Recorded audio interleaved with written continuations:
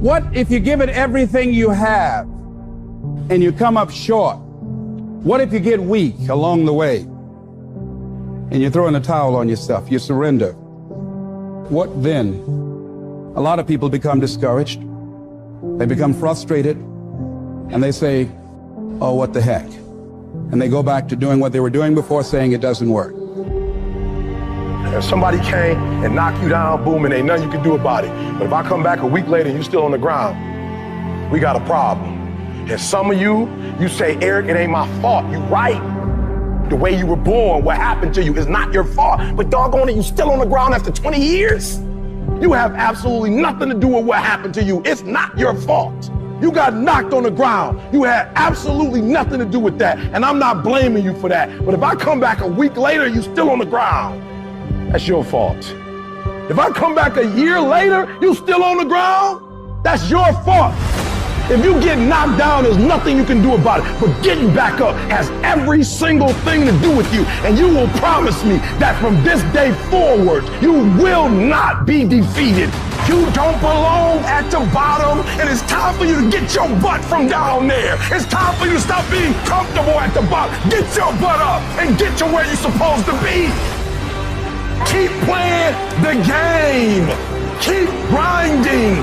Keep working. And that other stuff will take care of itself. I can because I'm capable. I will because I'm strong. I must because they counting on me. I can. I will. I must. I will my way through every situation, every trial, every tribulation. I will my way through it. I don't care if it's cancer. I will my way through it. I don't care if it's MS. I will my way through it. I don't care if I'm struggling in school and I'm trying to get a degree. I will my way through it. I don't care if you fail the boards. Go again. I don't care if you fail the law exam. Go again. Will your way through it. Some things you can skill yourself through. Some stuff you got to will your way through. This is not a year that you're going to be doing a lot of talking. This is the year for grinding. This is not the year of dreaming. We're not dreaming no more. We're not wishing no more. We're not watching other people ride the ride no more. This is our year where we don't need phenomenal skill. We just need a phenomenal will. So they're going to say no when you knock on the door. I will. It's going to rain sometimes. I will. You're going to feel discouraged sometimes. I will. No matter what the obstacle, I will. I will. I will. I must.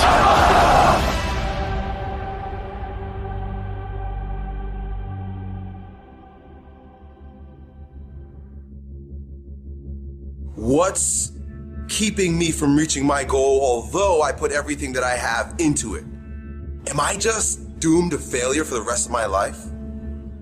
One of the things you gotta understand, my friend, is that you're supposed to fail.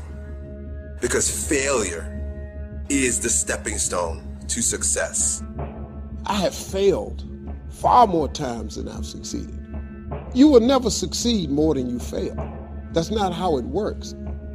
Because failure is a wonderful teacher. It's the only way to learn.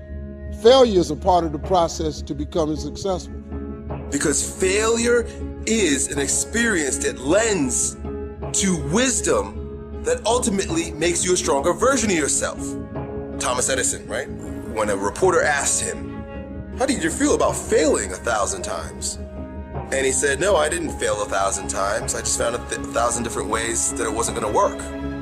But every time he found a way that didn't work, he was growing stronger. He learned something, he discovered something. You are discovering something about yourself, and you're exercising your character every time you get up and try something. It's not about making $1 million, and it's not about the light bulb.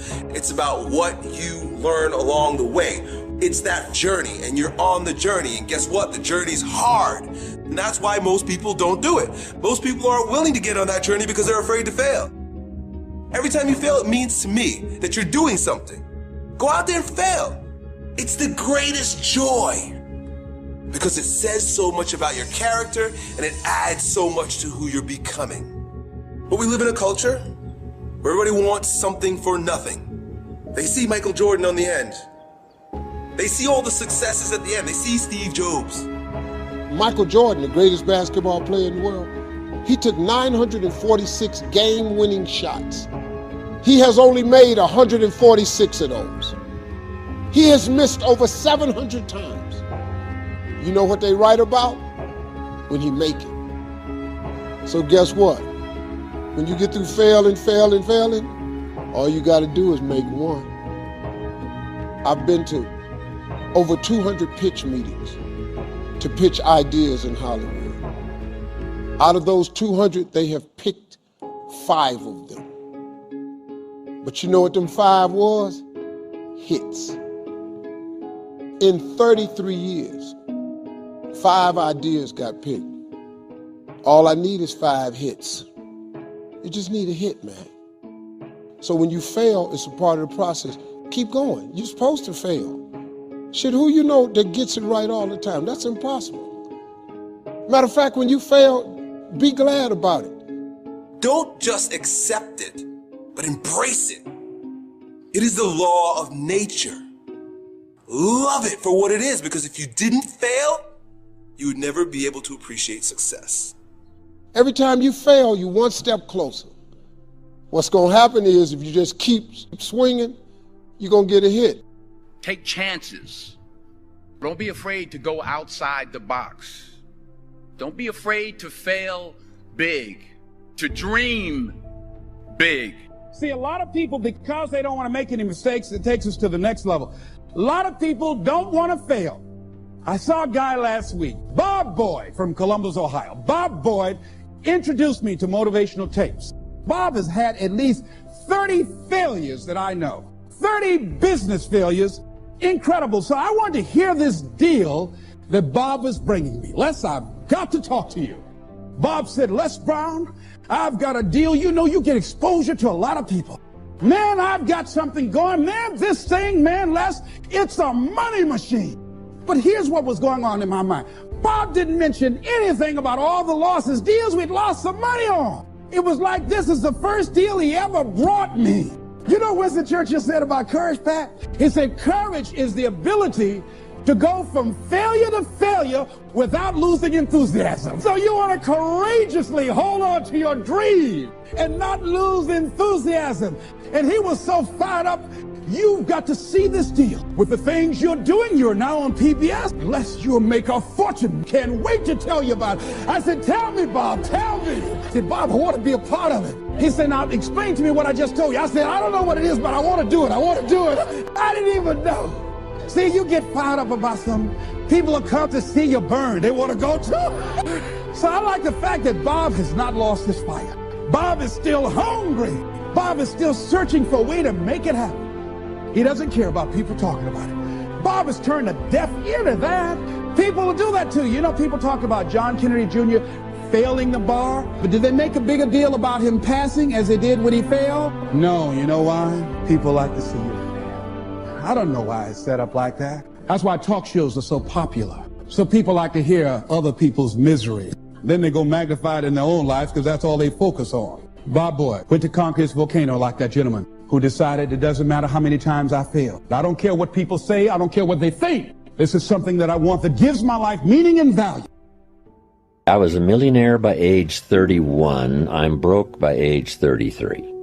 Making foolish decisions. That first money, it's really hard to keep. But sure enough, I fell for some of the temptations. How many colors does it come in, right? You know, I'll buy them all. You know, that kind of sort of recklessness. But anyway, that and a few other experiences, and, you know, some of my newfound wealth was on paper, and that disappeared. From poor to rich, and from rich back to poor, what do you do now? So I just simply went back to work. Went back using the formula I had used in the first place to do well, and made many times more what I did the first time. You just have to go back to work.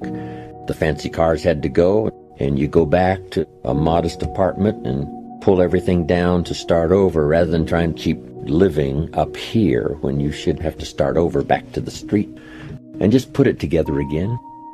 No different than the farmer who plants in the spring and it's all gone when the hailstorm is finished. He goes back in the spring and says, let's try it one more time. So you try it again. If you treat it right and keep the right attitude, you'll be stronger than you were the first time around or the second time around. When I first started working on my fortune as well as my living, my mentor said it depends on your attitude. To get up to pay some extra bills is one thing. To get up to lay the foundation for your fortune, see, is a whole different attitude and mindset. So if you have the right attitude, no matter what's happened, if you just readjust your attitude and your philosophy, start again. Some of the great fortunes are made after the person turns 50, 60. When you're 20, you don't have much experience to invest. Doesn't mean you can't do okay. And when you're 30, you have a bit more experience to invest. And it's true, you can tip either way, to be discouraged by it all or to be inspired by it all. The magic is you can turn around and make another fortune. The mystery is not everybody will do that. Some will use it as a reason to succeed, others use it as a reason to give up. They followed two boys, twins. The father of these two boys was a scoundrel and a drunk. One of them turned out to be a scoundrel and a drunk. And they asked him, how come your life turned out like this? And he said, well, right, my father was a scoundrel and a drunk. What else would you expect? The other boy had turned out to be a professional, doing very well. And they asked him. And he said, I didn't want to be like my father. Same father. One used it as an excuse for living a poorer life, and the other one used it as a reason to make all the necessary changes. A big share of our life is going to be shaped by attitude and by influence.